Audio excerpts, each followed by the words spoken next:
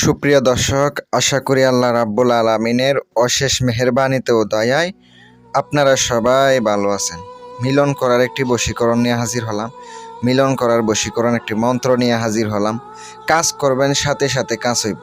এই মিলন বশীকরণ একটি মন্ত্র একবারে নিজে দেখে তার শরীরের ভিতর উত্তেজনা সৃষ্টি হবে। এই মন্ত্রের পাওয়ারে তার ভিতরে এমনভাবে উত্তেজনা সৃষ্টি হবে, আপনার সাথে মেলামেশা করতে বাধ্য হবে। ভিডিওটা সম্পূর্ণ ধৈর্য ধরে সহকারে দেখেন।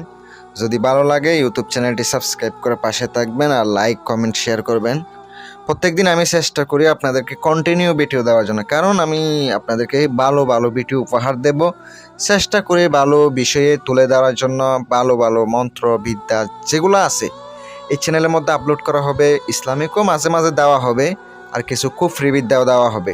যাদের যেটা ভালো লাগবে ওইটা করবেন, অবশ্যই কাজ হবে।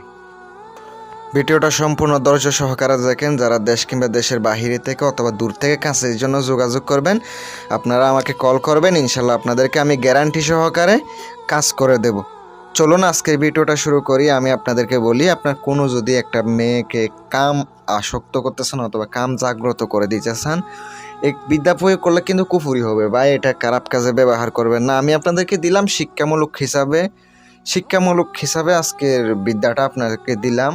কারণ অনেকে আমাকে বলছেন, ভাই আপনার চ্যানেলের মধ্যে অনেক নকশা দিছেন, মন্ত্র দেন না। এই জন্য আমি আজকে থেকে আবার মন্ত্র দেব আপনাদের সামনে, যেন আপনারা যারা নকশা দিয়ে কাজ করতে পারে না তারা কিন্তু মন্ত্রের মাধ্যমে যেন কাজ করতে পারেন।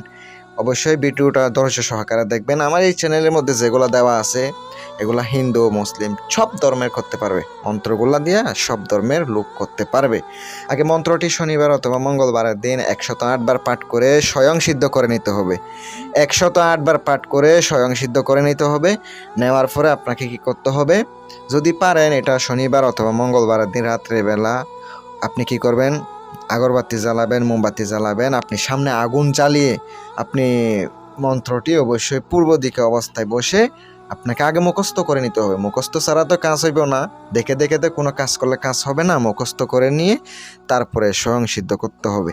এবার করার পরে আপনি কোনো খাবারের উপরে হোক, আপনি খাবারের উপরে আপনি পরে যদি আপনি একটু আপনার নিচের বীর্য, আপনি এটা শুধু ছেলেরা পারবে, নিচের একটু বীর্য ওখানে আপনি খাবারের সাথে মিশাইয়া দিবেন যে কোনোভাবে।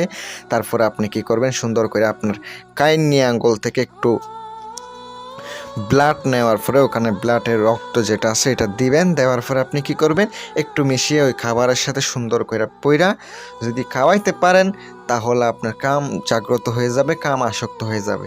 কিন্তু এটা খারাপ কাজে ব্যবহার করবেন না। আমি আপনাদেরকে দিলাম শিক্ষামূলক হিসাবে, যারা কাজ করবেন করেন। আমার মন থেকে অনুমতি দিয়ে দিলাম। ভিডিও নিচে এসে একটা কমেন্ট বক্সে কমেন্ট করবেন, ইনশাল্লাহ আমার পক্ষ থেকে অনুমতি দিয়ে দিলাম ইনশাল্লাহ।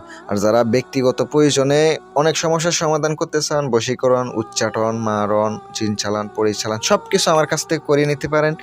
যদি যোগাযোগ করার ইচ্ছা হয় আমার সাথে যোগাযোগ করবেন। ভালো থাকবেন, সুস্থ থাকবেন এই কামনাই করি। আসসালামু আলাইকুম ওয়া রাহমাতুল্লাহ।